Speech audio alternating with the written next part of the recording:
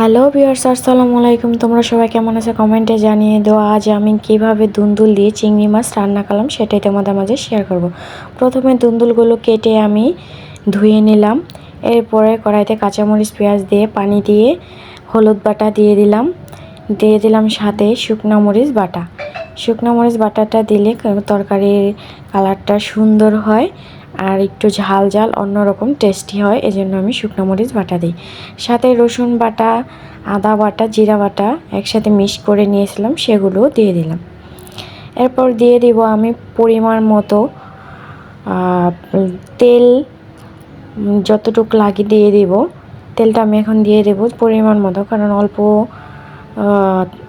তরকারি, এজন্য আমি অল্প পরিমাণেই তেল দেব। তেলটা আমি অল্প পরিমাণে দিয়ে দিচ্ছি, যতটুকু লাগে আর কি। এখন আমি মশলাটাকে ভালোভাবে কষিয়ে নেব। মশলাটাকে ভালোভাবে না কষালে হলুদের যে একটা গন্ধ, সেটা তরকারিতে আসলে কিন্তু তরকারিটা খাওয়া যায় না। আর আমি একটু ভালো না হলে তরকারিটা খেতে পারি না, এই জন্য আমি ভালোভাবে কড়া করে কষাচ্ছি। এরপরে এর মাঝে আমি চিংড়ি মাছ ভেজে রেখেছিলাম, সেগুলো দিয়ে দিলাম।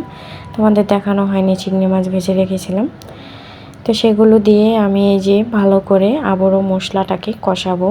চিংড়ি মাছগুলো সবগুলো একসাথে ভালো করে কষিয়ে দুন্দুল দিয়ে দিলাম।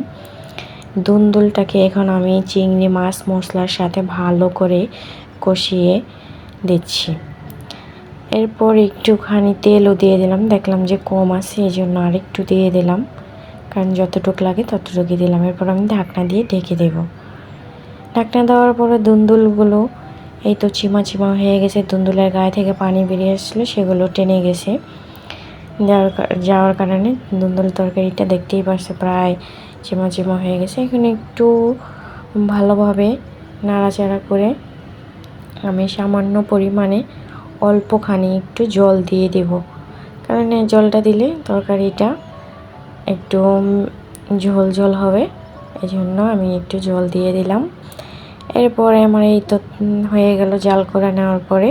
এই তো তরকারির ফাইনাল লুক তোমরা দেখতেই পাচ্ছ। ভিডিওটা ভালো লাগলে অবশ্যই আমার চ্যানেলটিকে